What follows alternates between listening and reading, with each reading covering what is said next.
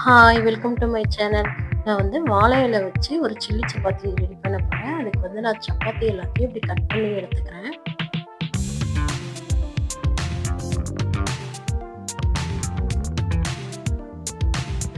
சப்பாத்தி எல்லாத்தையும் கட் பண்ணி எடுத்தாச்சு. அடுத்தது நான் வெங்காயம், தக்காளி, கேப்சிகம், பச்சை மிளகா, கொத்தமல்லி, கருவேப்பிலை, புதினா, இஞ்சி பூண்டு பேஸ்ட் எடுத்து வச்சுருக்கேன். இப்போ அடுப்பில் ஒரு கடாய் தேவையான அளவு எண்ணெய் போட்டு பச்சை மிளகா, கருவேப்பிலை, வெங்காயம் போட்டு நல்லா வதக்கி விட்டுறேன். அடுத்தது இஞ்சி பூண்டு பேஸ்ட் சேர்த்துக்கிறேன். அடுத்தது புதினா, கொத்தமல்லி சேர்த்து எல்லாத்தையும் நல்லா வதக்கி விட்டுக்கிறேன். இப்போ வெங்காயம் நல்லா வதங்கினதுக்கப்புறம் கொஞ்சோண்டு கேப்சிகம் சேர்த்துட்டு அடுத்தது தக்காளி சேர்த்துக்கிறேன்.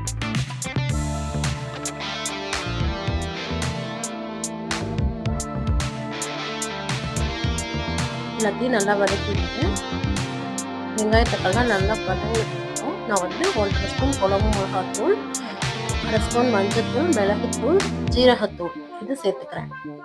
சேர்த்து எல்லாத்தையும் நல்லா மிக்ஸ் பண்ணி விட்டு தேவையான அளவு உப்பு சேர்த்துக்கிறேன். மசாலாலாம் நல்லா வெங்காய தக்காளியில் ஒட்டுற அளவுக்கு நான் வந்து நல்லா மிக்ஸ் பண்ணி விட்டுக்கிறேன்.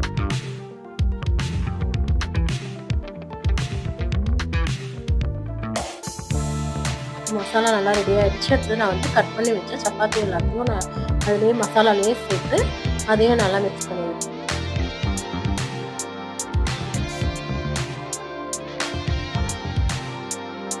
எல்லாத்தையும் நல்லா இது மாதிரி கலந்து விட்டுட்டு அடுத்தது நான் வந்து ஒரு வாழை இலை எடுத்து அதில் வந்து கொஞ்சமாக ஆயில் போட்டுட்டு நான் அந்த ரெடி பண்ண சில்லி சப்பாத்தியை அதுலேயே வச்சு க்ளோஸ் பண்ணி நான் தோசைக்கல்ல லைட்டாக எண்ணெய் போட்டு அதுலேயே அந்த வாழை இலையை வச்சு இப்போ க்ளோஸ் பண்ணி விட்டுறேன்.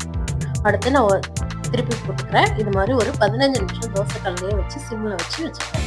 அடுத்தது நான் இப்போ வந்து எடுத்துக்கிறேன். அடுத்து ஓப்பன் பண்ணி பார்த்தோம்னா சப்பாத்தி இது மாதிரி ரெடி ஆகிடுச்சு. சூப்பரான வாழை இலையில் சில்லி சப்பாத்தி சூப்பராக ரெடி ஆகிடுச்சு. தேங்க்யூ.